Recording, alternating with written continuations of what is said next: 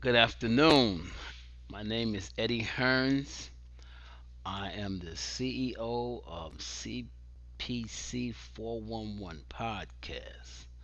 We'd like to thank you for joining in to our presentation today. Today we will be talking about external causes of injuries and morbidities. And we're going to focus on a specific external cause known as the burnout syndrome. The burnout syndrome and its relationship to the COVID 19 pandemic has changed the landscape of the work environment. What we plan to do today, I have a very important guest here he's a doctor of social work. He has over 30 years of experience as a CEO. And when I get to the introduction, I'll inform you more of Dr. Nathaniel Williams' background and proficiency to elaborate upon this here concept of burnout, the burnout syndrome, Z73.0.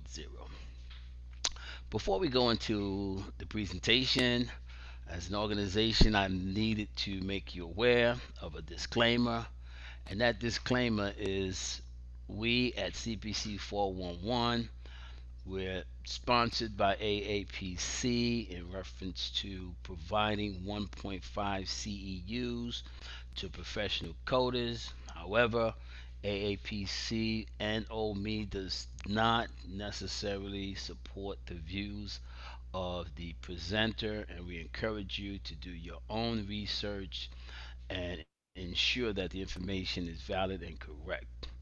We are honored to host this here wonderful individual, and we're pretty much sure the information is valid. However, as a business, we need to establish that disclaimer. Okay, so today let's talk about this concept of virtual burnout syndrome. For you professional coders, I'm going to be offering 1.5 CEUs for those of you who are out there and contact me. Also, when you contact me, we'll put you in a raffle and someone will receive a $25 gift card. And we'll all be very pleased to move this agenda to the next level. Um, there is problems with virtual burnout syndrome. According to Monster.com, they report a 69% burnout syndrome rate in the professional sector.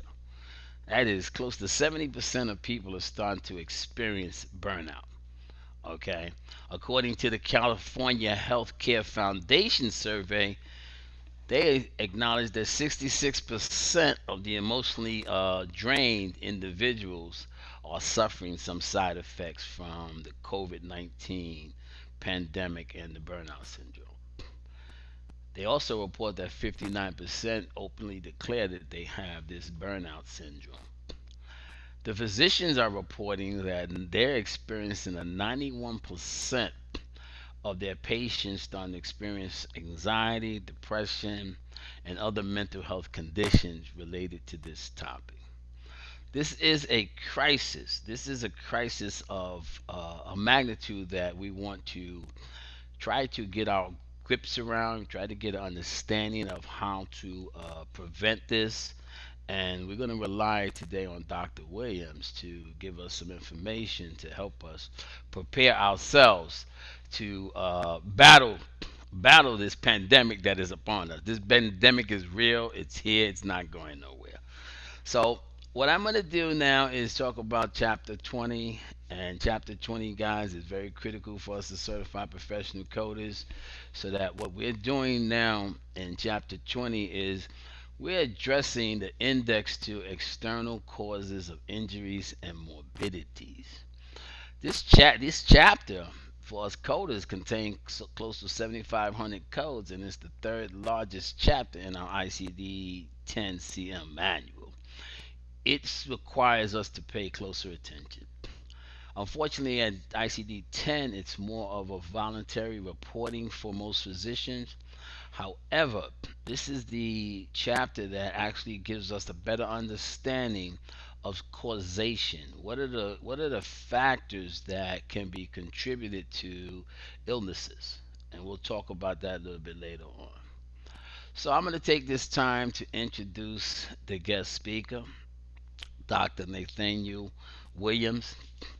Dr. Nathaniel Williams is the CEO of Human Works Affiliates, Inc. Dr. Williams has over 30 years of experience with support for children and youth, support for mental retardation and developmental disabilities. He also has several companies under Human Work Affiliates that actually provide different support mechanisms such as staff development, information technology. I'm honored today to be able to have this conversation with Dr. Nathaniel Williams. Good afternoon, Dr. Williams. How are you today? Very good, Mr. Hearns. Thank you so much for having me. I It's a, when I it's was a, when I was it's a. when I was co-host, I put you as the spotlight. So if you want to change the spotlight, you'll have to click that on your screen. Or if you make me Uh, co-host, uh, I can do it again. Just make me I, co-host. And I'll clean it up for you. no problem. So I'm gonna make you co-host, and we'll get all this taken care of. You can keep the spotlight on me. It's fine. Um, all right. So Dr. Williams, we're gonna ask you to explain to us what is the burnout syndrome. Well, I think to place it in simple terms, it is when people have reached their limit and they can't take anymore. um, and uh, their, their boundaries have been reached, um, and they're finding it tough to cope with the circumstances that exist. Okay. So it says burnout appears in the ICD-11 related to employment and occupation. Can you elaborate a little bit more on what's the correlation between employment and burnout? Sure. Often that's where we see it originate. Um, is we see it happening uh, where people are working at. When you look at the terminology of burnout, it was originally a term that was used for an engine. And when the engine had reached its limit, it was termed to have burnt out. And then in the 1970s, they correlated it to talk about workforce issues and used it as a way of talking about people reaching their limit when it comes to being able to complete the task associated with work. But I think it's important to understand that people will have that um, uh, aspect of burning out in lots of different parts of their lives. But I think that as you look at the work that your organization is working on, most of the issues are dealing with people in workplace because of that's where their health insurance is coming from, and so often that's where you're going to see it most obviously in the work that you do. But it's important to understand that it's going to show itself up in lots of different parts of a person's life.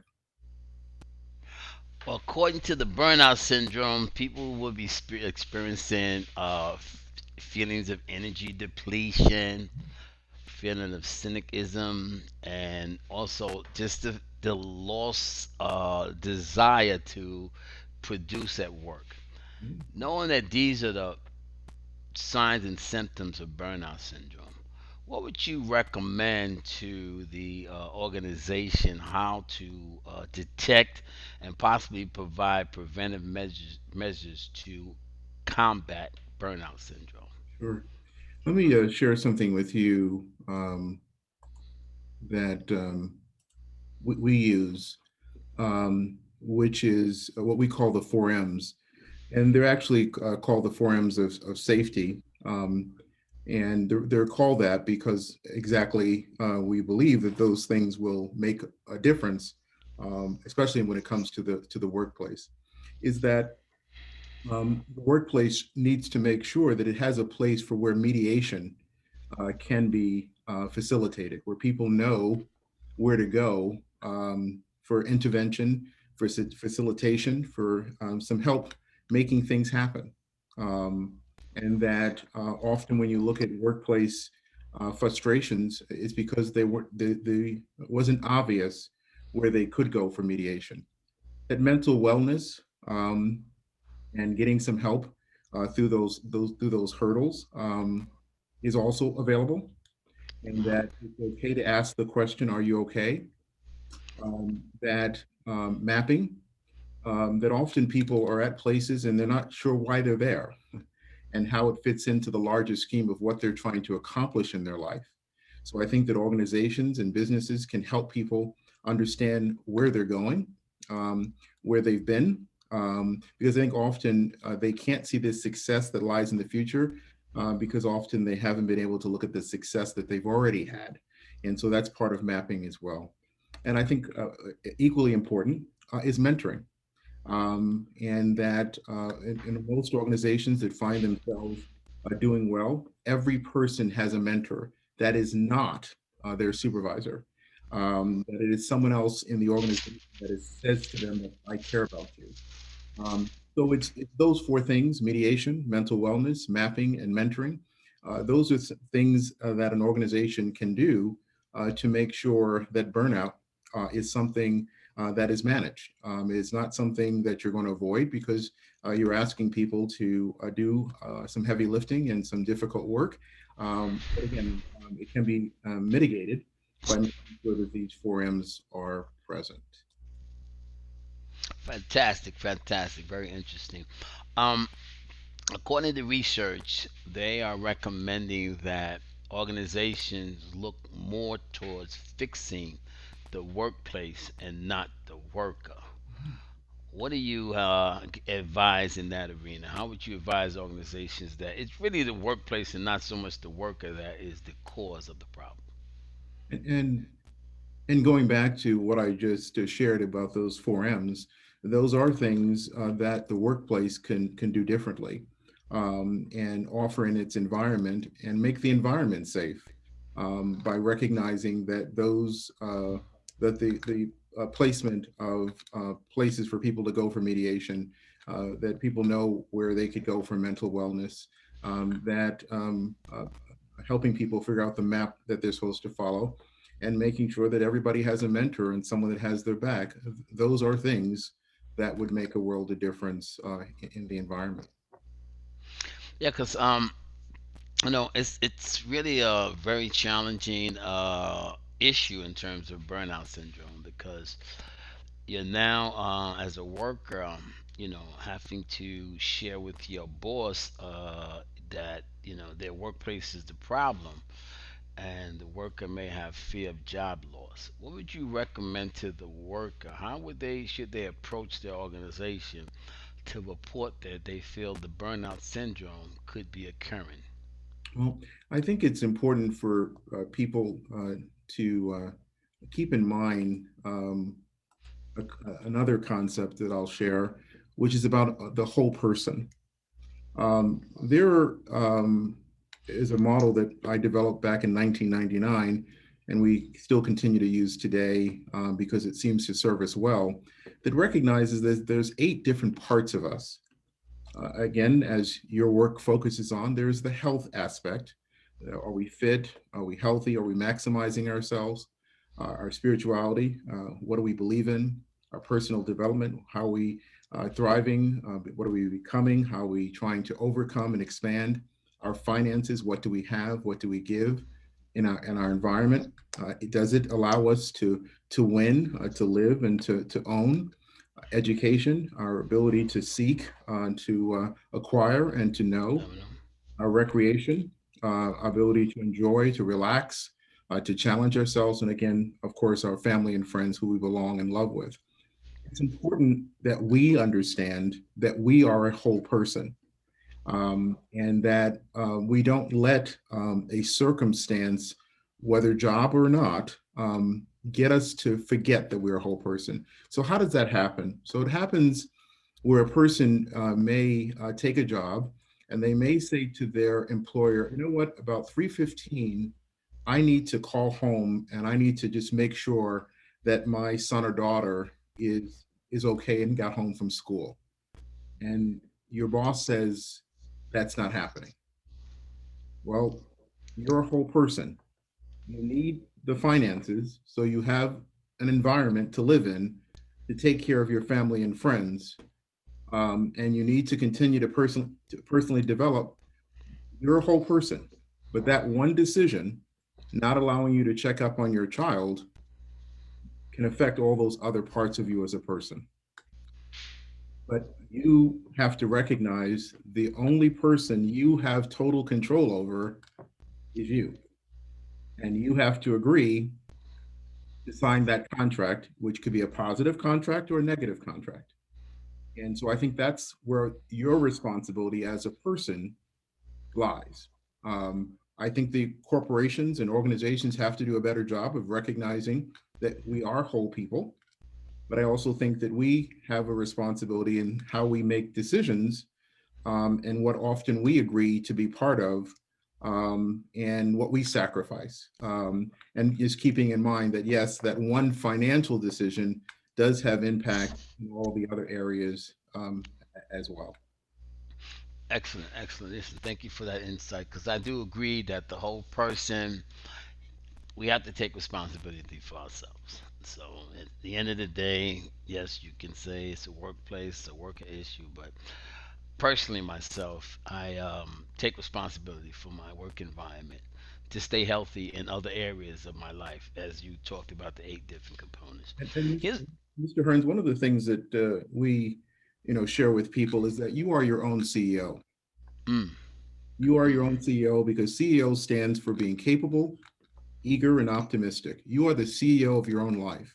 So you may report to a different CEO, but you are the CEO. And so you need to be clear, that you're your own leader. Everybody has a boss. There's no one in this world that doesn't have a boss. Some people are better at having their boss show up or not show up than others, but everybody has a boss. Anyone that tells you that they don't, they're a liar. Again, most people are that are successful are not having the federal government, the regulators, others, show up at their doorsteps, but everybody has someone they're accountable to. But again, we are all the CEOs of our own life. We got to remember, no matter what anybody tells us, we're still capable. We're still eager. We are, always supposed to, be optimistic. And I think it's important for us to just remind ourselves that's what a CEO does. They're often the most capable, the most eager, and the most optimistic about the corporation. That's their job. So you need to do that, for yourself, as a colleague and a worker. I love the twist on the concept, the acronym CEO. That's very interesting. Capable, eager, and optimistic. That's phenomenal. I will have to put that in my toolkit and start using it. I would appreciate you loaning it to me. I know that my name will disappear from all credits. That's okay. Fantastic. Listen, one of the biggest dilemmas that I'm finding, see, we're talking about external causes of injuries and morbidities, Mm. okay? They, according to the reading that I have researched, looks at this as an occupational syndrome and not a medical condition. Could you elaborate on that concept, please? A lot of it, Mr. Hearns, has to deal with is, numbers. And again, when you have a term of burnout that was developed in 1970, it does appear to be a long time ago, but in the world of medicine, it's not a long time. And often, those fields take a long time to catch up. So I think it's important to keep in mind that it may be, uh, a medical, condition, because you definitely will see that when a person's burnt out, they're more susceptible to a lot of health issues. Their body is just not as strong, as it would normally be. And so you can see the correlation, but there's often has not been enough research, to make, the connection. So, I think, again, from your work, you got to code what's codable. You can't add a new code in there. You can, but you're not going to get paid. And then the customer is going to get upset that you keep coding my stuff and I keep losing money. So you can't add codes to it. But I think the reality is the more we continue to talk about this as an issue and do research and show the, financial implications to it, I think it'll be recognized that there's definitely disenchantment that people have, and there definitely is a cost to that, and it's real. So I think that given time and more research, I think it'll be validated that it's not just an occupational hazard. It does have other ancillary and real cost to it as well. I find that to be accurate. Question for you. Based on you explaining that this is, the syndrome that could lead into medical conditions, what medical conditions do you feel could be derived from the burnout syndrome concept? Sure. I think that often because people are burnt out, their sleep could be deprived. And when your sleep is deprived, there are lots of other things that can be deprived. That, again, when you're stressed out, you may eat more. So you may have, a circumstance of diabetes that may become a circumstance. So reality is, it's when you look at the behaviors that come from being burnt out, and your body and mind and spirit's coping mechanisms that you developed are often not positive coping mechanisms. That those behaviors then put you, you may then say, you know what, I'm going to go home. I'm so frustrated. I'm going to have a drink tonight, and that drink becomes not only one drink, it becomes, and it's just something you find out as time goes on, you can't do without. You must do it. So I think that's what begins to start happening, is that those behaviors then become things that you find hard to change. And because you're on that path, there are consequences that you have to contend with that do impact your health. Phenomenal.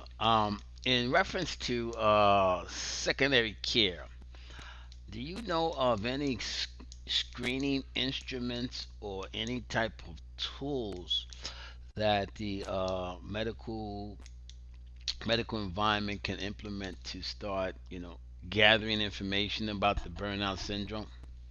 Well, I think that the challenge that we have in general, Mr. Hearns, is we don't really often value our workforce, and especially the most people doing most of the work. Mm. So often we have ways to check out senior management and how they're coping.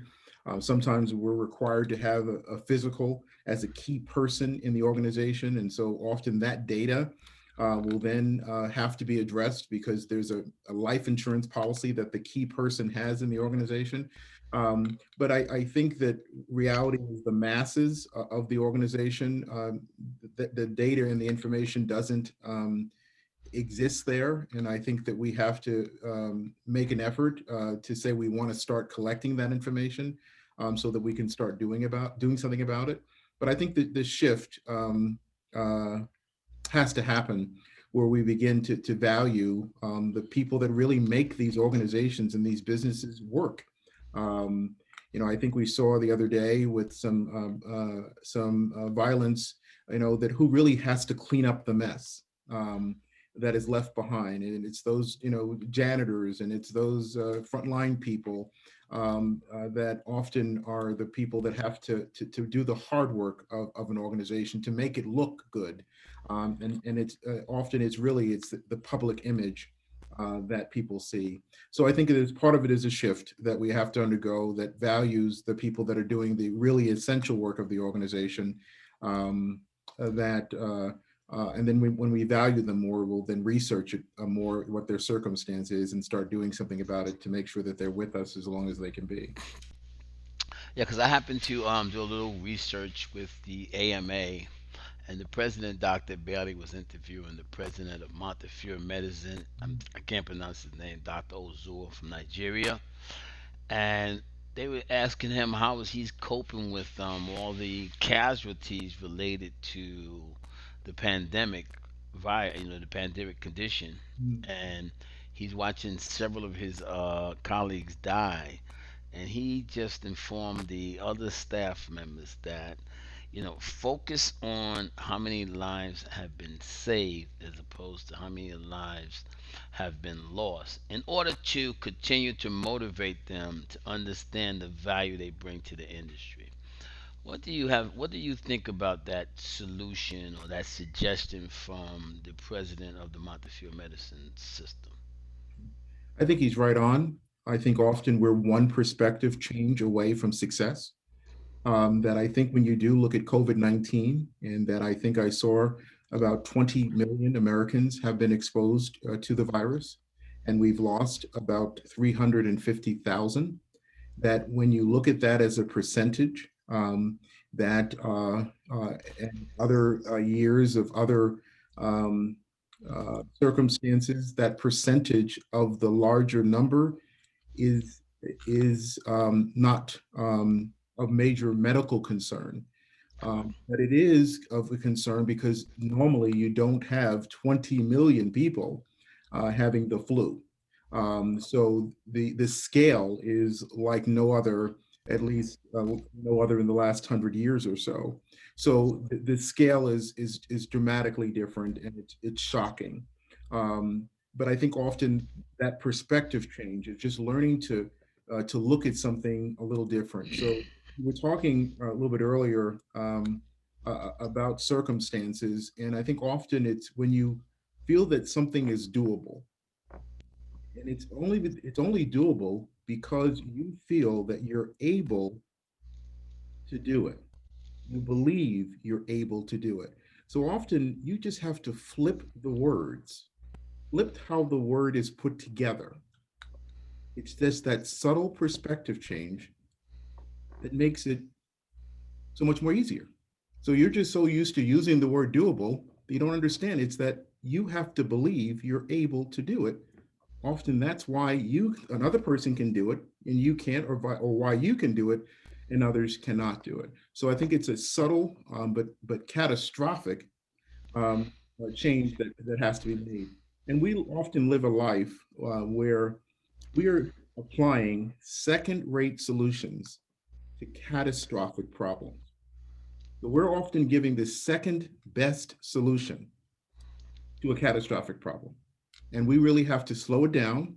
And like you're doing today, as a form of fellowship, and talk to other people and bring people together and try to take the best we have to come up with a catastrophic answer to a catastrophic problem.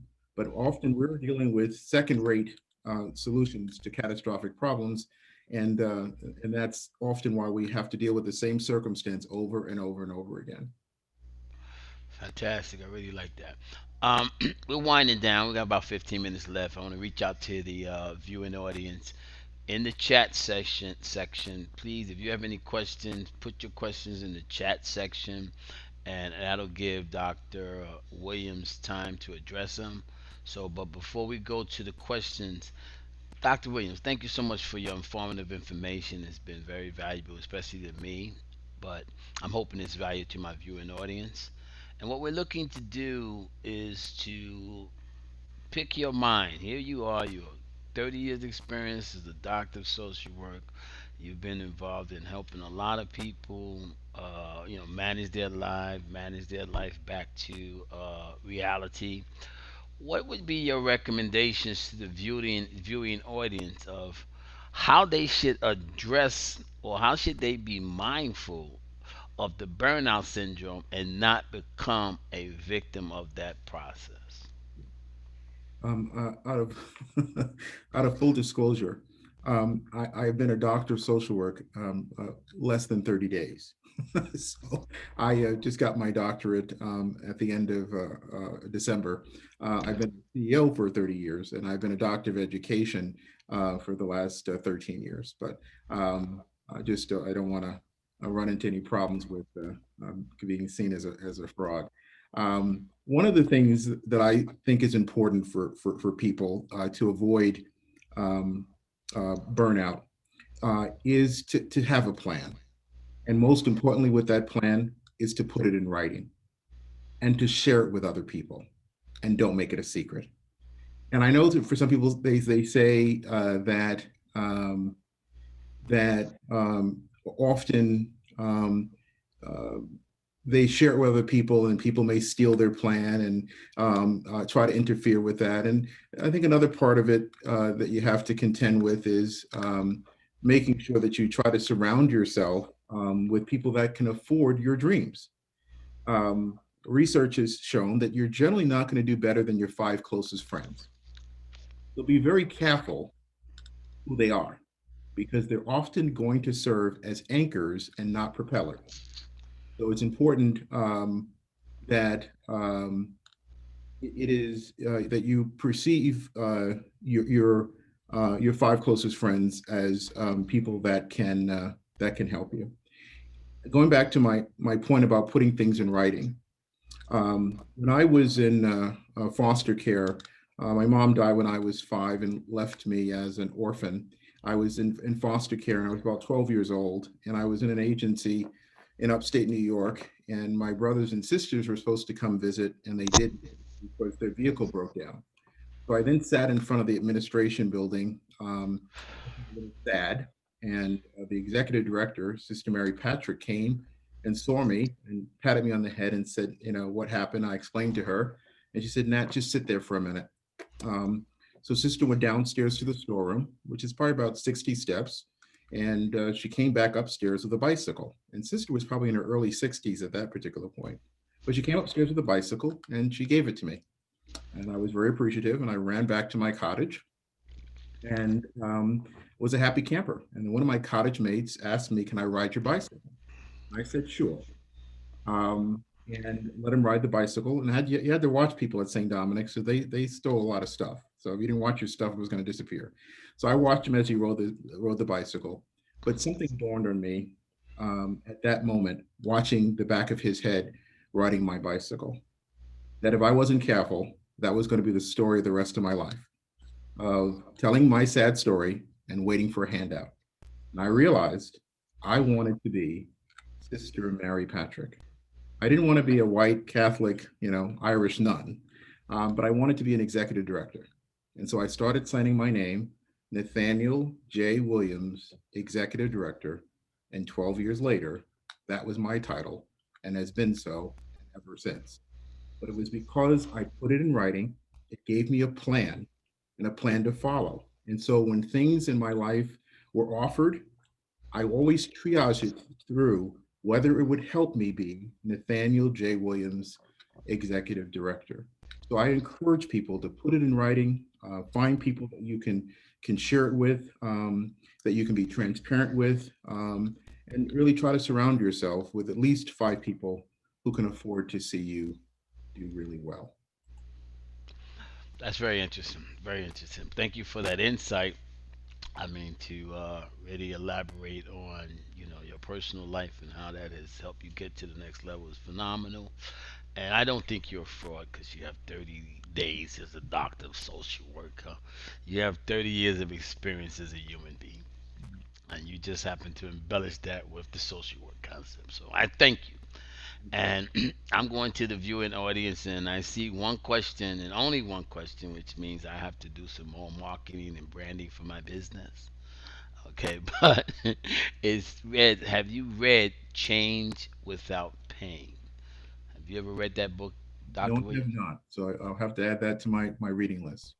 Okay, so basically, I haven't read it myself either, so I'm not sure if the viewing audience has any other additional information. But just to speak to the business we're talking about today Well, Mr. is Hearns, there's one other comment here that I see. I just took a look at some definitions on burnout, and they talk about cynicism as an indicator. How does right. an individual overcome their own cynicism to even get to the other issues? And I think that that is a really, really powerful question because I think often we are our own worst enemy, and it's our own perspective that we have circulating in our own head and our own sense of negativity and disenchantment that we're overcoming. And again, I think that that's where fellowship and your five closest friends and sometimes it's going to be hard as we begin to make changes in our life to find um, uh, uh, those five closest friends.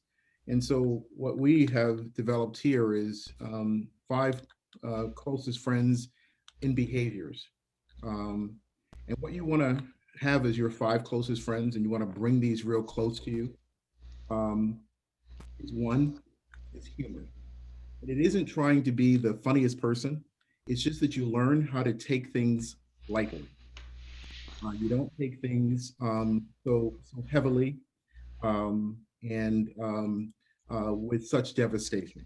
The first friend that if you don't have this, those five human beings, that these are five behaviors, is a sense of humor. Secondly, is a sense of humility that you carry yourself understanding that you're no better than anybody else. Thirdly, a sense of optimism that you believe that so much is possible. Fourth is a sense of mindfulness that you understand that often it's just the pursuit of learning as much as you can about the much you don't know and growing from that learning. And last but not least is the importance of empowerment. So the five closest friends that you should be looking for are humor, humility, optimism, mindfulness, empowerment. And when you find your five closest human beings, those are the qualities you should be looking for inside of them. That often, I think, if we use that as a litmus test um, in trying to find people to associate with, that would help us not be so cynical and to be optimistic and believe in the possibilities. Those would be some good guideposts to use in trying to help ourselves become less cynical, but also helping other people remember that, again, having that sense of humor, humility, optimism, will make the world a better Dr. Williams, I want to say thank you. That was very informative, and I really do appreciate you sharing your insight. I like the concept of five closest friends. I do agree because for me, that just talks about no man is an island. Okay, in order for us to get through and recover from this time of pandemic, and hopefully to avoid the burnout syndrome, I would definitely recommend the five closest friends concept because we all need somebody. We all need somebody. And I'm the proponent that if you can't laugh at yourself, you shouldn't laugh at anyone else. Okay, that's a very strong, powerful. I like to laugh with people, not at people, so I can really take ownership of my five closest friends. Because if my friend can't tell me the truth, then I ask him, "Is he really my friend?" right. I'm not perfect. I'm not gonna have all the answers. I may even fall short a few times. My friend will hold me up and tell me the truth about what I'm doing and what I'm not doing because they say we should listen twice as much as we speak. We should listen to hear how to bout fight back cynicism. So that is being one of the components of the burnout syndrome.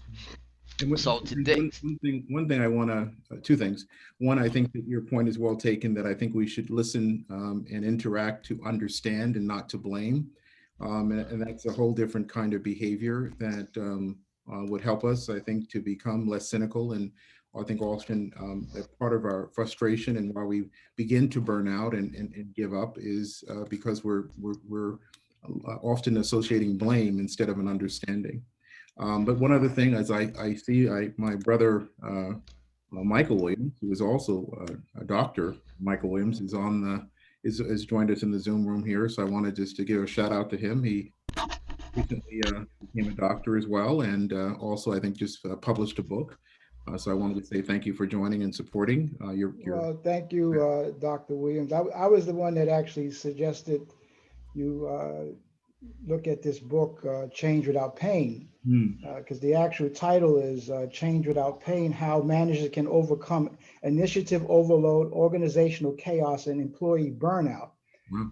And the book suggests that individuals, in some cases, are not even aware that they're experiencing burnout. And I just want to get your perspective on that. Yeah, I think it's so true that it's so often we don't know what to call it. We know it's happening. We know something's happening. Something is wrong, but we don't know what it is. And so again, we have a term that we use here is to learn as much as you can about the much you don't know, and that the library of the unknown has so many more books than our library of the known. And so we want to keep moving books from the library of the unknown to the library of the known, and that takes a lot of time and energy to do that. So I think that you're just highlighting one more book that I have to move from my library of the unknown to the library of the known. So thank you so much for sharing. Yes, once again, I want to say thank both of you gentlemen. Both of them are doctors, and I'll disclose myself. They both are my cousins. So they my mentors. They're my leaders in terms of accomplishing things. I myself tried for a doctoral program. It's been put on. It's deferment. I didn't fail. I just deferred it, and I will get back to it, having my two strong cousins to support me through the process. So Doctor Williams, I'm not to say Doctor Nathaniel Williams because I have Doctor Michael Williams and Doctor Nathaniel Williams on this call. In closing, give me 60 seconds. What are your final words you'd like to say to the audience in terms of making the connection between external causes of injury? So, in other words, there's an external cause of burnout syndrome. We have to make that connection, and it's important for us to make that connection to inform the higher ups of possibly research efforts and preventive efforts to stop burnout syndrome at its infancy and not wait for it to become another pandemic. And I think what's important is to understand that we have to stop expecting that the change is going to happen somewhere else. We are the change, and in our roles, in your colleagues' roles as coders, um, that if you see something, we need to do something, and most important, we have to say something.